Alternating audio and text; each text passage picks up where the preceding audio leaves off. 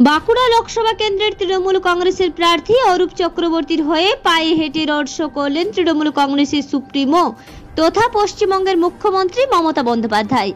বিকেল 4টা নাগাদ বাঁকুড়া খ্রিস্টান কলেজ হেলিপ্যাড মাঠে নেমে অসংখ্য কর্মী সমর্থকদের উপস্থিতিতে দলীয় প্রার্থী অরূপ চক্রবর্তীকে সাথে নিয়ে মিছিল করেন মমতা বন্দ্যোপাধ্যায়।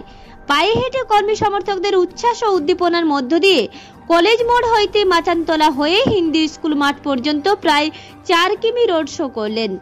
রাস্তার দুপাশে অসংখ্য সাধারণ মানুষের ভিড় ছিল চোখে পড়ার মতো। রাস্তার দুপাশে দাঁড়িয়ে থাকা সাধারণ মানুষের সঙ্গে শুভেচ্ছা বিনিময় ও করেন মুখ্যমন্ত্রী মমতা বন্দ্যোপাধ্যায় ও তৃণমূল কংগ্রেস প্রার্থী অরূপ চক্রবর্তী। বাঁকুড়া শহর নিজে নিজে এলাকায় থাকবেন। বাঁকুড়া শহর পিছনে হাঁটবেন।